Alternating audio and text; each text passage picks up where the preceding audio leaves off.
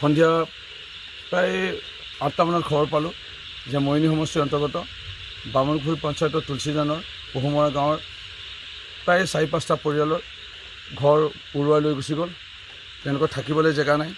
তেওঁলোকে ওচৰ কাষৰ কোনোবা আত্মীয় পৰিয়ালৰ ঘৰত তেওঁলোকে থাকিবলৈ লৈছে। সম্পূৰ্ণ বতাহত টিংসমূহ উৰাই লৈ গ'ল। এটা ধুমুহা আহিছিল আৰু সকলো তেওঁলোকৰ সামগ্ৰী নষ্ট হ'ল, খোৱা বোৱা সামগ্ৰী নষ্ট হ'ল।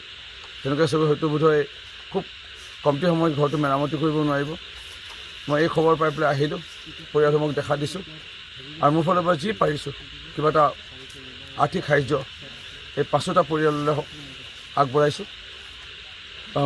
যদিও চৰকাৰী বিধিমতে এতিয়া নিৰ্বাচনী অধিসূচনা জাৰি হ'ল, মই জিলা আয়ুক্তক ইতিমধ্যে ফোন কৰি জনাইছোঁ আৰু চক্ৰ বিষয়াক জনাইছোঁ। কালি চৰকাৰী গাঁওবুঢ়া পুৱা ভাগত আহিব, মণ্ডল আহিব, যিখিনি যাৱতীয় চৰকাৰী ব্যৱস্থা কৰিব লাগে সাহাৰ্যৰ বাবে তেওঁলোকৰ চৰকাৰী বিষয়াসকলে কৰিব। মই আমাৰ দলীয় সতীৰ্থসকলক অনুৰোধ জনাইছোঁ, আমাৰ পঞ্চায়তৰ প্ৰতিনিধিসকল আছে, অকণমান তেওঁলোকেও আহি হাতে কামে লাগি এই 5টা পৰিয়ালে যেন বেলেগৰ ঘৰত আৰু থাকিব নালাগে। কালিৰ ভিতৰত যদি বৰষুণ নিদিয়ে মেৰামতি কৰি লয় তেওঁলোকে ইয়াতে থাকিব পাৰিব। সৰু সৰু ল'ৰা ছোৱালী আছে, তেওঁলোকে বেলেগৰ ঘৰত মানে থাকিব লগা হৈছে, খাব লগা হৈছে।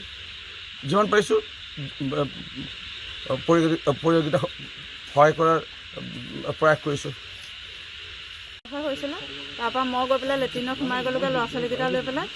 তাৰপিছত ইণ্ডাক ফোন কৰি পেলাই ক'লত এয়া ছাৰ আহি পেলাই অকণমান সহায় কৰি থৈ গৈছে। কি ভাগিছে আপোনালোকে? ভাগিলে মানে ছাৰ টিং চিঙে নাই দেখোন, বেৰ আছে, পাকঘৰ চাকঘৰ চব ভাগি একদম একেবাৰে অৱস্থা নাই। গছ চছো ভাগিছে? গছ চছ পৰি পেলাই পাকঘৰ ভাগিলে, তাৰপৰা ইয়াত বেৰ চেৰ নিজে খহি পৰিলে।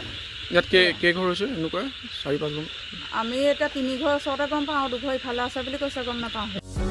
যিকোনো খবৰৰ বাবে যোগাযোগ কৰক আমাৰ এই নম্বৰত 9181 307 221।